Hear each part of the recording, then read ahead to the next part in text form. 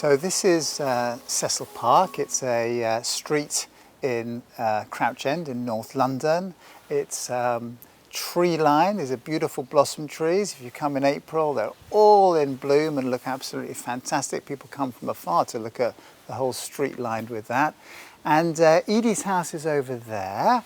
And down this end of the road are the back streets that feature in the book that take you into the heart of Crouch End.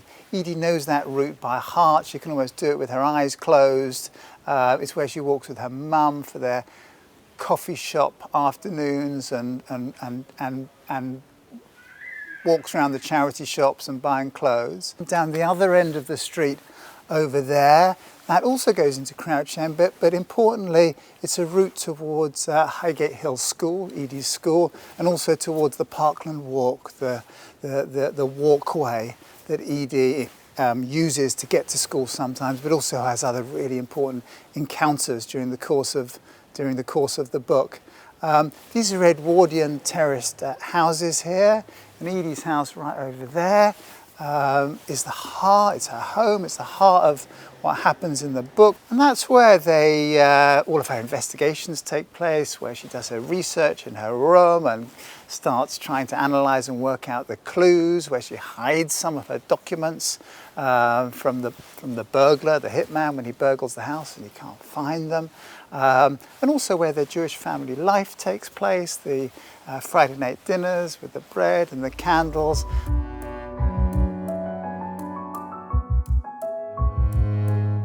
So we're on the Parkland Walk. Parkland Walk is a really well-known, in fact quite famous now, walkway where you get lots of joggers and people walking and families and cycling.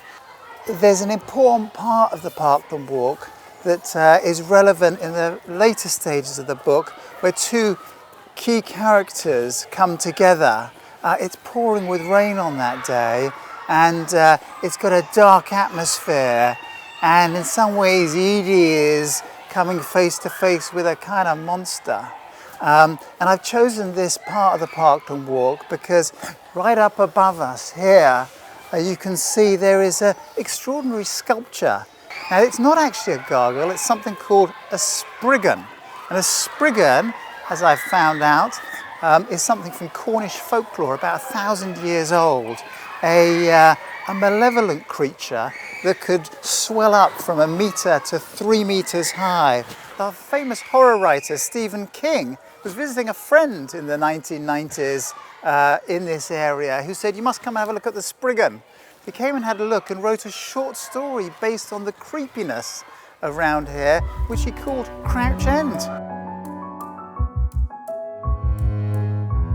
So this is the school in Highgate Village in North London that Edie attends from age 11 plus.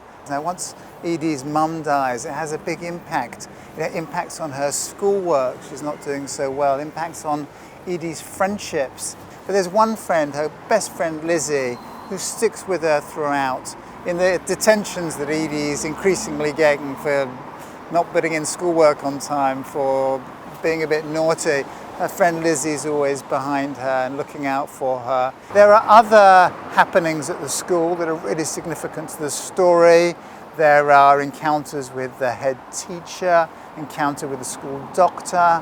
There are key characters such as Mr. Bowling, the maths teacher, and Ms. Watson, the art teacher, who feature importantly in a school visit as an example to the pharmaceutical company.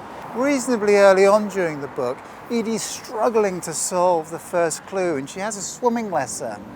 And having expended all this mental energy on trying to solve the first clue, it's actually when she's swimming, the rhythmic breaststroke, head in the water, a time in which her mind quietens down, that enables the chatter that stop us from really seeing things clearly. The chatter disappears and she sees something differently, and that reveals something to Edie about the nature of one of the clues that's rather important in terms of solving it.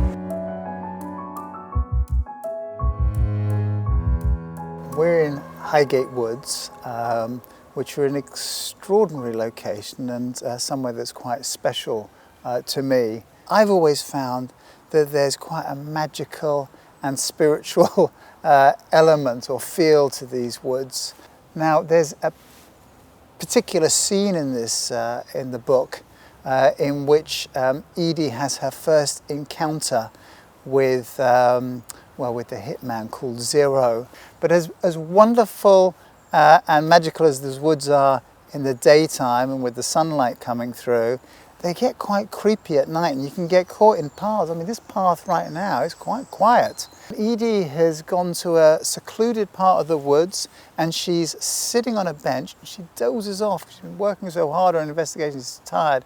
She just dozes off momentarily for 5 or 10 minutes and is awoken by the bell, a bell that really does ring every day about 15 minutes before the gates are going to close. And she gets snapped out of her doze by the bell ringing, and she sees a character all dressed in black with a black hood, well over 6 foot tall, coming down the path. And she realizes she's in an isolated location, no one to help her, nowhere obvious to go. She's not going to get to the nearest exit in time, and she has to work out what to do.